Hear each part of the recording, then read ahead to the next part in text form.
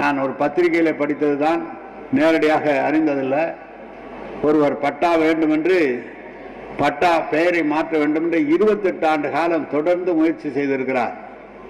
அந்த 28 ஆண்டு காலமும் நடக்காத அந்த பட்டா மாறுதல் மக்களுடைய முதல்வர் என்ற திட்டத்திலே கொடுத்து ஒரே நாளில் அவருக்கு அந்த பட்டா மாறுதல் தரப்பட்டிருக்கிறது என்ற கேள்விப்பட்ட போது ஒரு பெரிய திட்டத்தை நம்முடைய முதலமைச்சர் அறிவித்திருக்கிறார்கள்.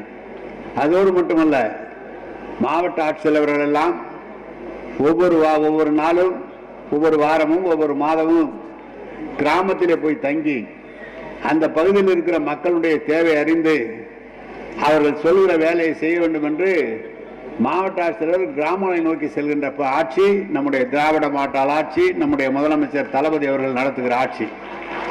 இந்த சேலம் மாவட்டத்தில் மட்டும் இந்த 2.25 வருடத்தில் நடந்திருக்கிற பணிகளை கொஞ்சம் பட்டியலிட்டு சொன்னால் சரியாக இருக்கும் என்று கருதுகிறேன். தொடர்ந்து நம்முடைய அருள் அவர்கள் சொன்னார்கள், என்னுடைய பகுதியில் கழிவுநீர் வசதி செய்து தர வேண்டும் என்று சொன்னார்கள். நான் மாநகராட்சியினுடைய ஆணையர் அவர்களை கேட்டேன், என்ன இப்படி கேட்கிறார் என்றவுடன் அதற்காக திட்ட மதிப்பீடு செய்யப்பட்டு 70 கோடி என்று மதிப்பீடு செய்யப்பட்டு அரசுக்கு அனுமதிக்காக சென்றிருக்கிறது. விரைவில் வந்தவுடன் நாங்கள் வேலையை செய்து தருவோம் என்று நம்முடைய மாநகராட்சியினுடைய ஆணையர், வரவேற்பு நிலையத்திய ஆணையர் அவர்கள் சொல்லியிருக்கிறார்கள். எனவே அருள் அவர்கள், நீங்கள் கேட்டதை நாங்கள் செய்கிறோம், நாங்கள் சொல்வதை நீங்கள் கேட்க வேண்டும் என்று நான் இந்த மேடையிலே சொல்லிக் கொள்கிறேன். எனவே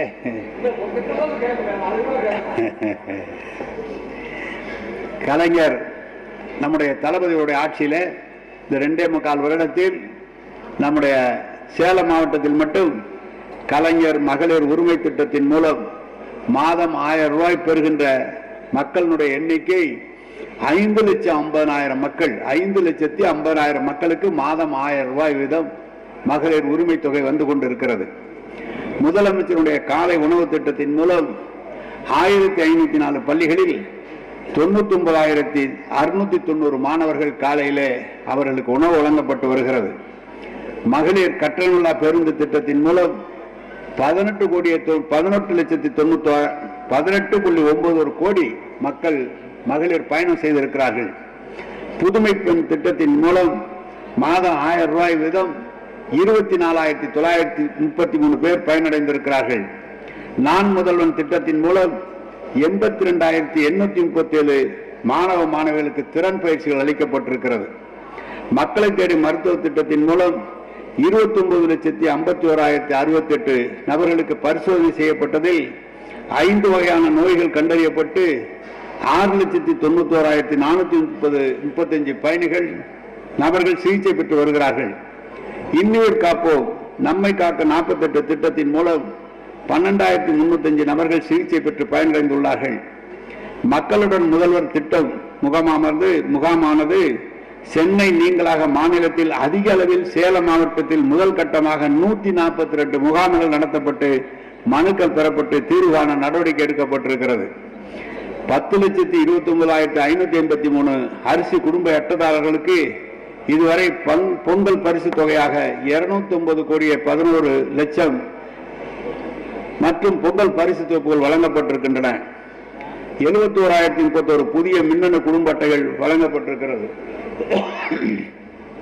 முதல்வரின் முகவரி திட்டத்தின் மூலம் 1,42,454 மனுக்களுக்கு தீர்வு காணப்பட்டிருக்கிறது. 7,436 விவசாயிகளுக்கு புதிய மின் இணைப்புகள் வழங்கப்பட்டிருக்கிறது. நாங்களும் மின் இணைப்பு வேண்டும் என்று 20 ஆண்டு காலம் முன்னால் பதிவு செய்து எனக்கு இப்போதுதான் கிடைத்திருக்கிறது. 3 மோட்டார் எனக்கே வந்திருக்கிறது. எனவே 2 லட்சம் மோட்டார் விவசாயிகளுக்கு இந்த 2 வருடத்திலே மின் இணைப்புகள் வழங்கப்பட்டிருக்கிறது. நமக்கு நாமே திட்டத்தின் கீழே மாநகராட்சி, நகராட்சிகள், பேரூராட்சிகள் மற்றும் ஊராட்சிகளில் 52,700 கோடி மதிப்பீட்டில் 339 பணிகள் நடைபெற்றுக் கொண்டிருக்கிறது. சேலம் பழைய பேருந்து நிலையம் புனரமைக்கப்பட்டு 96.53 கோடி மதிப்பில் புனரமைக்கப்பட்டுள்ளது. பள்ளப்பட்டி ஏரி 28.59 கோடி மதிப்பில் புனரமைக்கப்பட்டுள்ளது. ஐயன் திருமலை மாளிகை பள்ளி வளாகத்தில் ரூபாய் 2.5 கோடி மதிப்பீட்டில் நூல்கள் மற்றும் அறிவுசார் மையம் அமைக்கப்பட்டிருக்கிறது. சேலம் தம்மண்ணன் ரோடு, லீபஜார் ரோடு, சீத்தமால் ரோடு ஆகிய 34 கோடி மதிப்பீட்டில் சீரமைக்கப்பட்டுள்ளது. 548 கோடி மதிப்பீட்டில் 520 கிலோமீட்டர் நீளத்திற்கு பாதாள சாக்கடை திட்ட பணிகள் நடைபெற்றுக் கொண்டிருக்கின்றன. சேலம் மாநகராட்சியில் போடிநாயக்கன்பட்டி ஏரி, அல்லிக்குட்டை ஏரி மற்றும் மூக்குநீர் ஆகிய 3 நிலைகளில் புனரமைப்பு பணிகள் மேற்கொள்ளப்பட்டு 52 கோடி நிதி ஒதுக்கீடு செய்யப்பட்டு பல்வேறு பணிகள் நடைபெற்றுக் கொண்டிருக்கின்றன.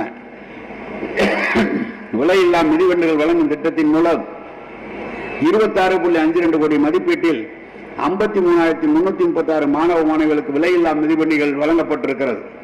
எண்ணம் எழுத்தும் திட்டத்தின் மூலம் 1,70,165 மாணவ மாணவிகள் பயன்பெற்றிருக்கின்றனர்.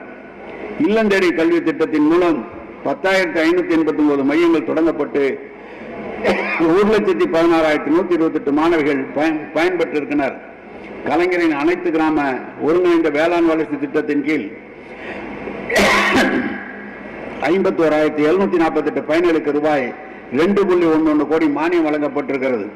கலைஞரின் வருமுன் காப்போம் திட்டத்தின் மூலம் 192 முகாம்கள் நடத்தப்பட்டு 1,84,269 நபர்கள் பயன்பெற்றிருக்கிறார்கள்.